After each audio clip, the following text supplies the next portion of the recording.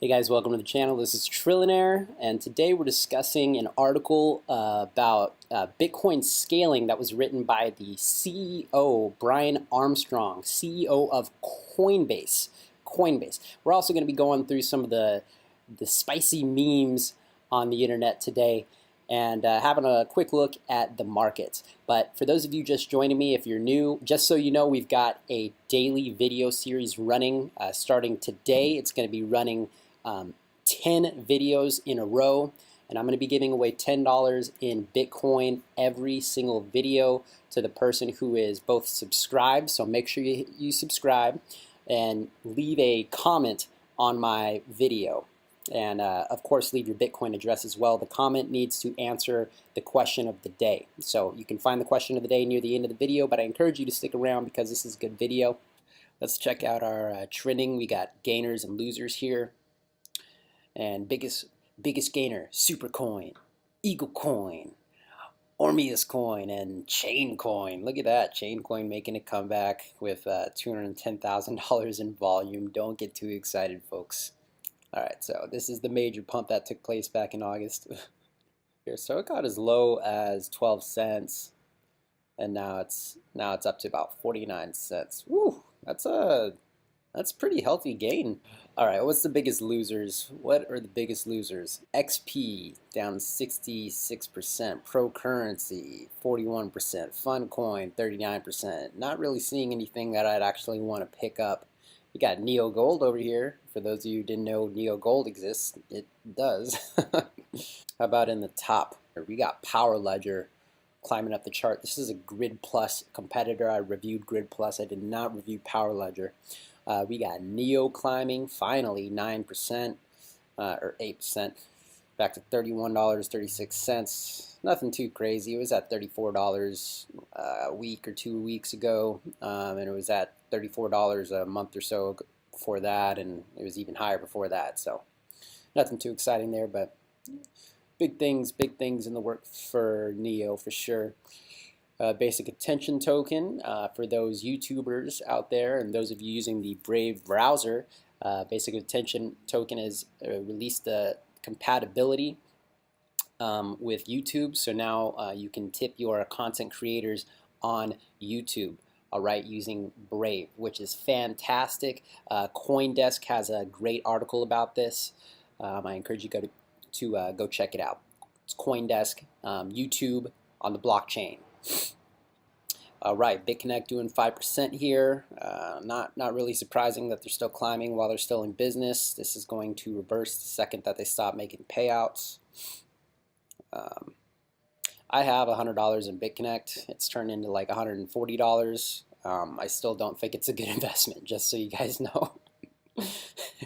I fully expect to lose that money, but in the meantime, I'm just seeing how much $100 grows into on their platform before it goes under. We got Walton. Great video just came out by Box Mining.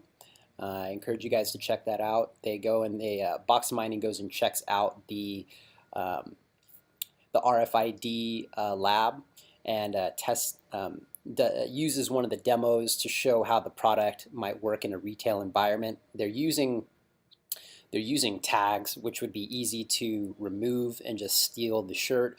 But of course, they've already got security measures in place that are being used already, and they would just need to add the RFID technology into those security devices that prevent people from removing them. That way, the RFID technology will work in the same way in that regard. How is it better? You don't have to scan a barcode exactly. How is it better beyond that? I don't know.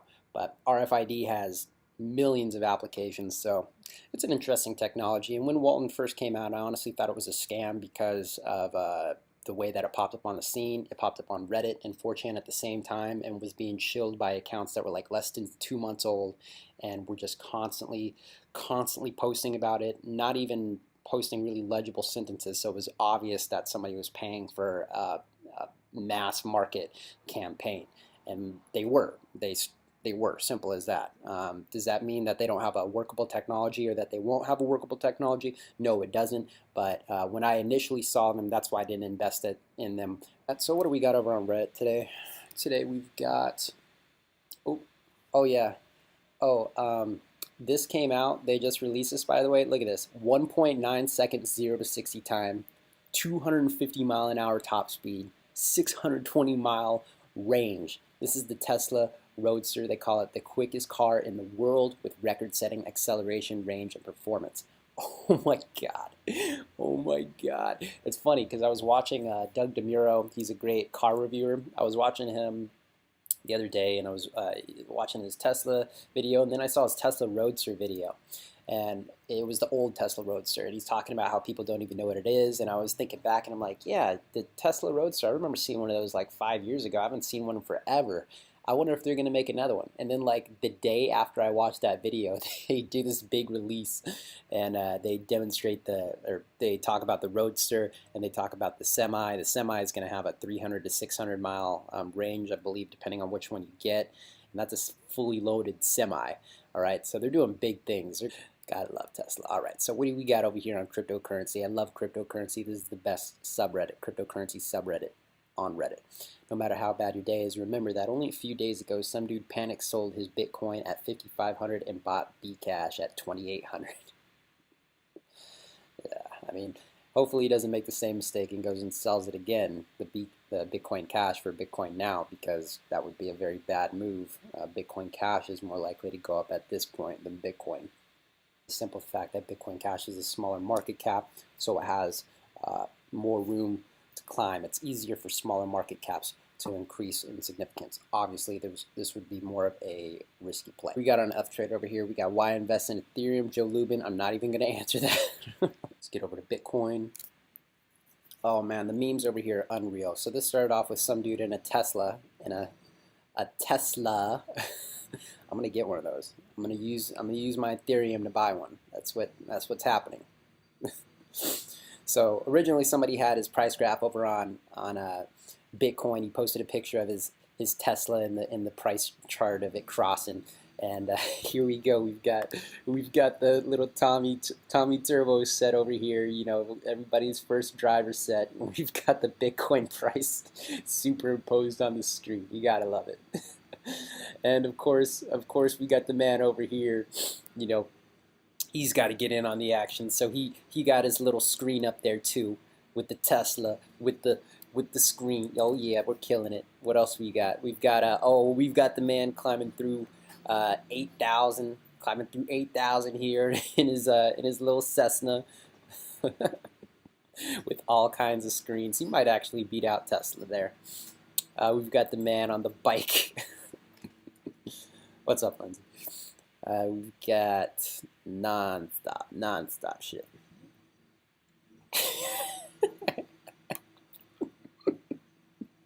Jim Carrey never disappoints.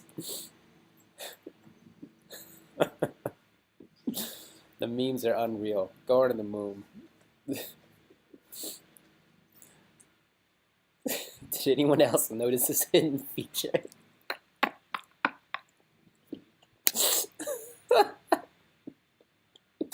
You guys are too much. Y'all got any more of those dips? No, man, no more dips coming. Bitcoin only goes up linear. 7920 retro version. This is ridiculous. Somebody actually did this inside of their car. You gotta love it. Here we go. And it keeps coming. It keeps coming. Oh no, this might be the original one. This is the original right here. Okay. That's not so bad. Oh, we gotta stick with the roller coaster guy. This dude's attitudes are infectious. So infectious. JP Morgan CEO Jamie Dimon falsely condemns Bitcoin as money laundering pool. Then JP Morgan gets busted for actually money laundering. Oh, the irony. Well, I mean, that's only reporting on what we already knew anyway, right? So, whatever. Here we go, over to BTC. Got some live memes over here as well. Western Union, WU, send money with us. We're cheaper than Bitcoin. This is particularly funny because obviously one of the original selling points of Bitcoin was the fact that it was cheaper than Western Union, way cheaper. Now, it's not so much the case. We need to solve those scaling problems, and that brings me into the most important bit of news today, scaling. So the CEO of Coinbase wrote, in my opinion, a fantastic article, and if you follow me on Twitter, you can catch my posts on things of this nature. I post multiple times a day on cryptocurrency related issues on Twitter, so follow me at CryptoTrill. But yeah, I posted about this article on Twitter. The article is right here. It's over on blog.coinbase.com. And Brian Armstrong, CEO and co-founder of Coinbase, all right, wrote about his experience at the Satoshi Roundtable. He says, last weekend I attended the Satoshi Roundtable conference along with Charlie Lee and about 70 other members of the Bitcoin community. All right. He said he wanted to share his personal opinion about what happened at the conference without disclosing names of the or content of any private conversations. Respectable. All right. And he talks about a number of meetings taking place between developers, miners, CEOs of Bitcoin companies, and goes into the fact that there's a large disagreement, of course, happening with the scaling debate. Talks about a much bigger problem arising that he noticed when sitting down and hanging out with these Bitcoin core developers. And over here it's emboldened. It says the systemic risk to Bitcoin if Bitcoin Core was the only team working on Bitcoin, right? That is the larger problem, he says.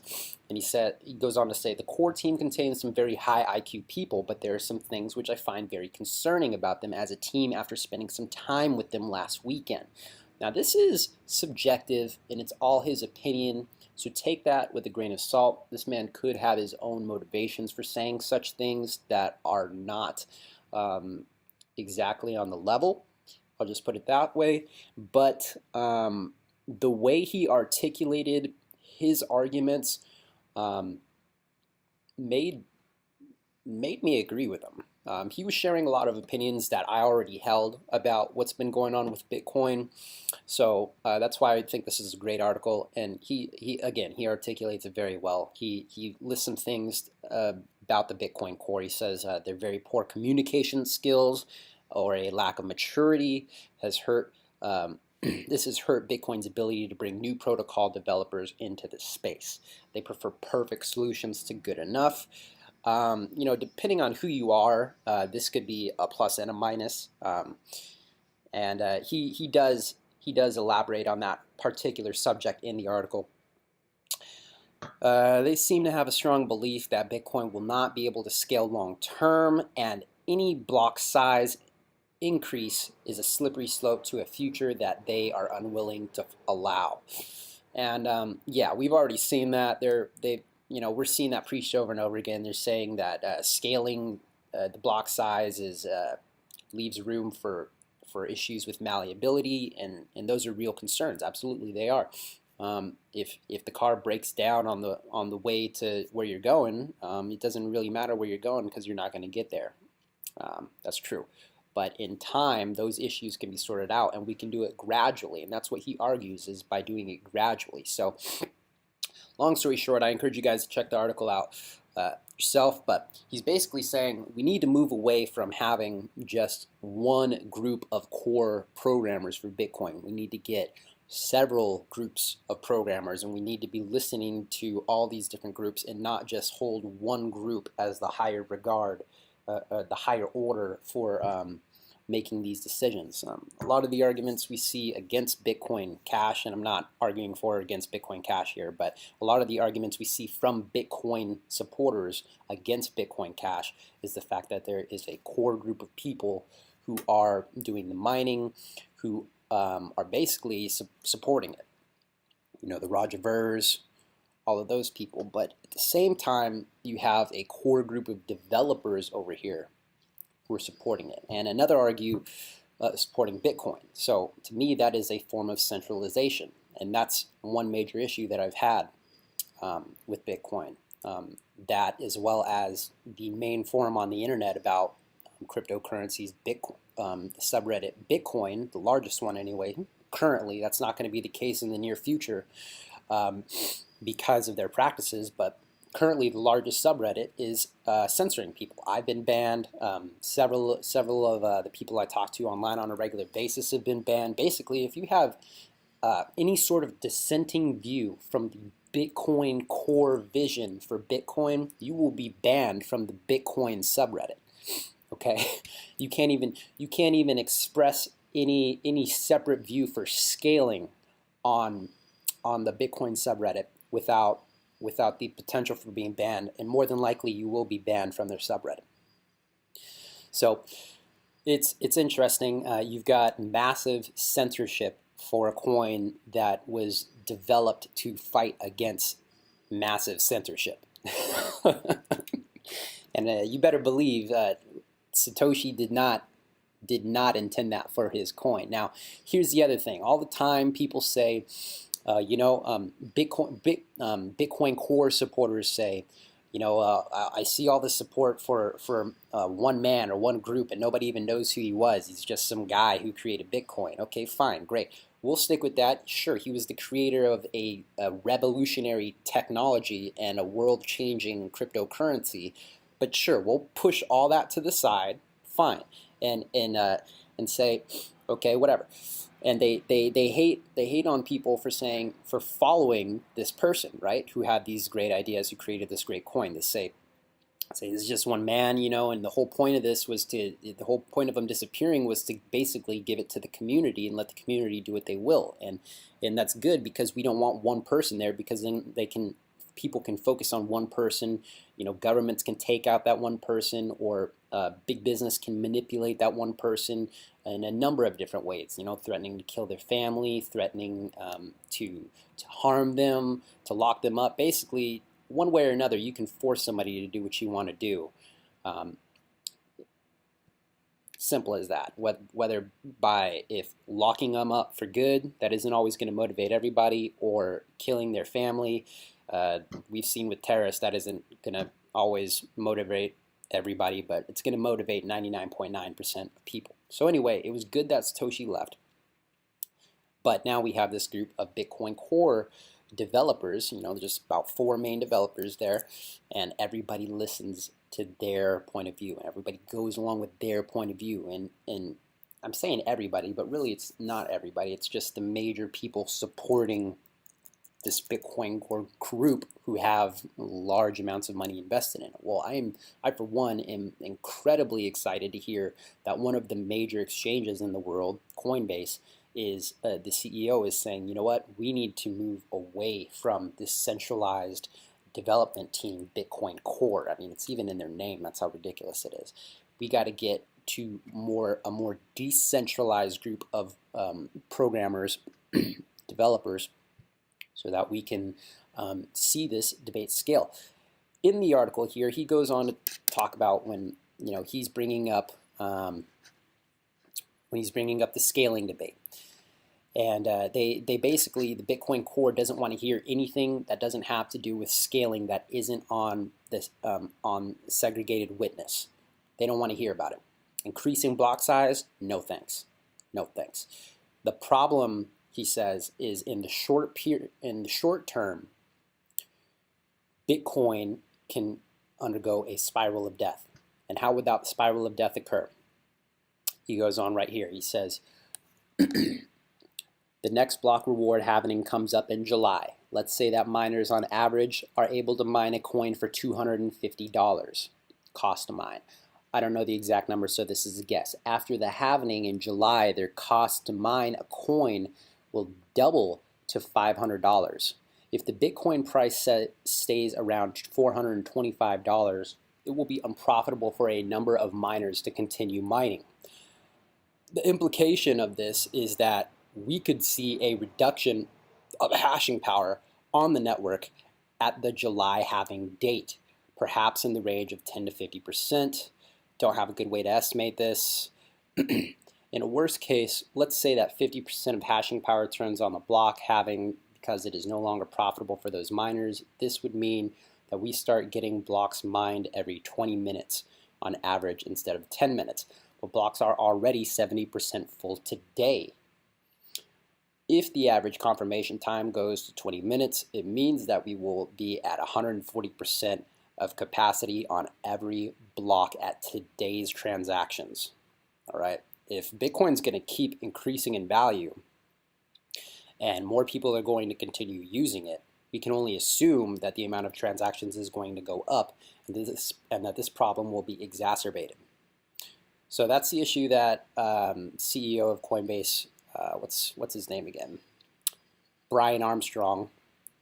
CEO Brian Armstrong is bringing up. So he says he proposes a path forward, because that would absolutely destroy Bitcoin if that were to take place. All right. What he proposes going forward is going right back to those 2 megabyte blocks, but nevertheless, he says this first step forward is an immediate upgrade to 2 megabyte blocks. This is the most realistic short-term scaling solution that will buy us time. It says 2, we need to communicate with the Chinese miners. We're not doing a good enough job of that, and they've been misled to believe only 4 to 5 people in the world can safely work on the Bitcoin protocol, when in fact it is this group that poses the greatest risk for their businesses. 3, long term, we need to form a new team to work on Bitcoin protocol. That team that is welcoming of new developers to the community, willing to make reasonable trade-offs, and a team that will help the protocol continue to scale. You'll be hearing more about this over the next month or 2. All right, so is it worth noting that Bitcoin, one of the biggest risks using segregated witness as a scaling solution, which is surfaced? All right, so check this out, folks. One of the biggest risks of using segregated witness as a scaling solution, which was surfaced at the conference, is that to obtain the scaling benefit, it will require not only new Bitcoin Core code, but also new code to be written by each of the major wallet providers who are generating transactions. It is unlikely this will be done in time to avoid the scaling issue we are currently facing. Number of lines of code need to be written. Conclusion, my general view, which I articulated at the roundtable last weekend, is that Bitcoin will be far more successful with the multi-party system working on protocol development than a single team with limitations I mentioned above. I think we can make this happen. In fact, we must make this happen. If you want to ensure Bitcoin success, I'd encourage you to upgrade to Bitcoin Classic. Here's the hook right here. Encourage you to upgrade to Bitcoin Classic in the short term, and then do what you can to help with the 3-step plan I outlined above. This is the best path forward to mitigate the dangerous situation we found ourselves in. He goes on to say that we don't necessarily need to work with Bitcoin Classic developers. I mean, we don't need to use them particularly, but their code is best for moving on in this direction. We can continue to use Bitcoin Core developers, as well as a number of other developers that are very capable of implementing this sort of stuff. He goes on in the article to dismiss many of the different criticisms that come together, and I feel as though he was fairly articulate and unbiased in answering these common questions that popped up at that roundtable. So anyway, pretty interesting. Just thought I'd share that with you guys. What do you guys think? Do you think we should implement the Bitcoin Classic side of things and go with that route until we are able to better address this scaling debate, better address the scaling issue for Bitcoin? Let me know in the comments below. And today we're beginning a $10 per video Bitcoin giveaway. So how do you get that? All you got to do is leave your Bitcoin address in there with a comment related to the question of the day, and I will pick from a random commenter. Why would you want to do this? Because I'm not going to get very many commenters, so your chances of winning are high. So have a good one, folks. Talk to you soon. This has been Trillionaire. Peace.